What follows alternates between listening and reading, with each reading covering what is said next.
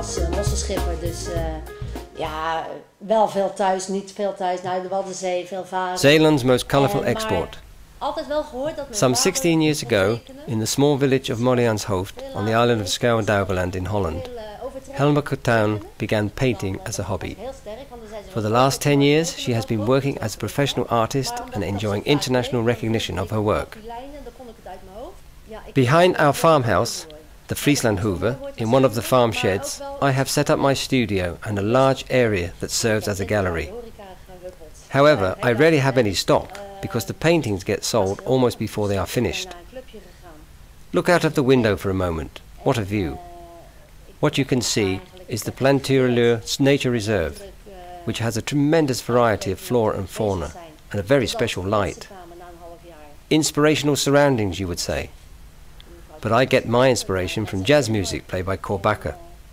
When I play his music and turn it up loud, the rhythm of his music makes my work go as if by itself onto the cloth. At first sight, it looks as if Helma Kotoun's work is better known abroad than in her own country. But her work hangs, amongst other places, in the headquarters of the Greenery, where she has created a 14.5 by 3.5 meter masterpiece, and in the Amsterdam Congress building, where at least 5 examples of her work are to be exhibited. My painting ability is not only a question of inspiration, but it also comes much more from hard work. Of course, I'm also ambitious. I work quickly and spontaneously, and my themes are mostly about cows, horses and people. Even though on the one hand my paintings lean towards the abstract, on the other they stay recognizable. According to Helma, you have to let yourself go on a journey of discovery through her paintings. Every year, about 1,000 people pop into the gallery in Morianshoofd, although it is advisable that group visits be arranged by telephone beforehand. Via the commercial world, she receives many overseas visitors. Helma's list of related activities also include giving tuition to other artists and delivering on-site seminars during company congresses. Helma works with acrylic paint on linen that is stretched onto an aluminium frame to prevent the linen from distorting, a method which is especially ideal for larger works. A few years ago, Helma went into partnership with a number of other galleries throughout the world. For example, my work hangs in the Via Brera Art Gallery in Milan, the Manhattan Gallery in New York, in Tokyo and Shanghai, and this year can also be seen in Gallery Kotoun in Leeuwarden.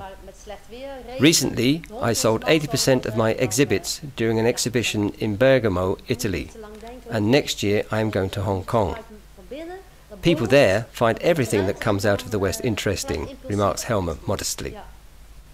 That a company has used my painting designs to make fabric for design furniture, I find really special. Around the middle of June, the Gallery Bocaro in Noordrup, Denmark, is going to sell exclusive paintings of mine, and at the back end of the year a new catalogue will be published. High-quality reproductions, suitable for the smaller budget, will be on the market this year, and these, together with a crockery set, will enable my art to reach a much wider public. I began to get more and more pleasure from the activity, and now it has become what it is. In fact, it doesn't interest me so much what people think about my work, so long as they can see that I have had fun doing it. Because I do have fun doing it. However, if I feel for making a more abstract painting, I notice that I have many more difficulties with this, and it seems that I lose a little spontaneity and have to force the work. No, I much rather do the sort of work that hangs here now. Horses, cows and people. Behind the farmhouse, in one of the farm sheds belonging to the property, are her studio and a large space that serves as a gallery.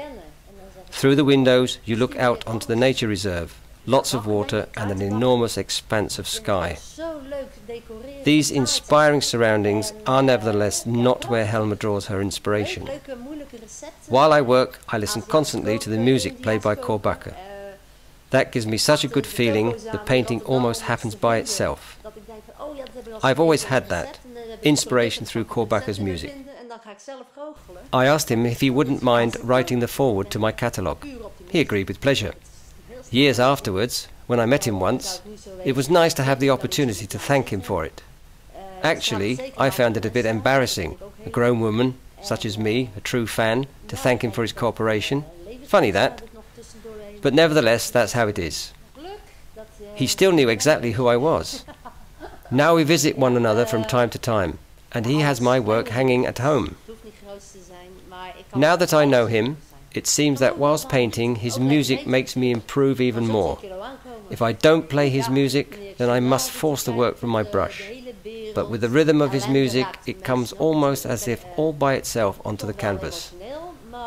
What sits in my head also comes out. I am not someone that first makes a sketch.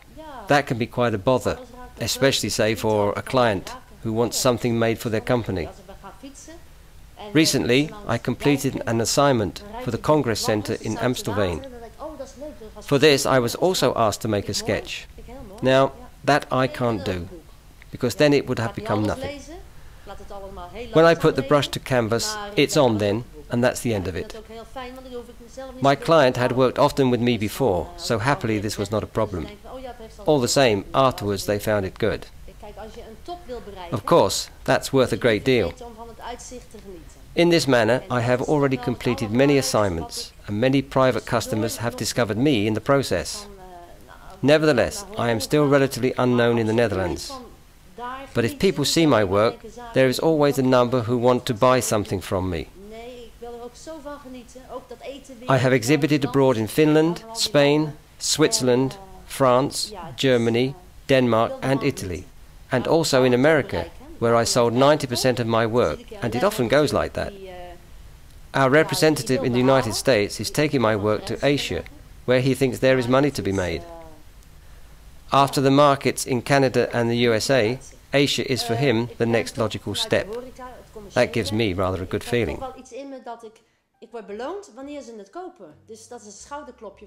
Once I made something for a company that had to be ready in time for the opening of their new office premises.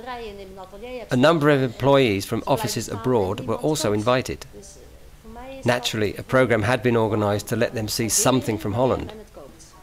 Suddenly a bus arrived with these people in, and into my gallery walked 26 Danes.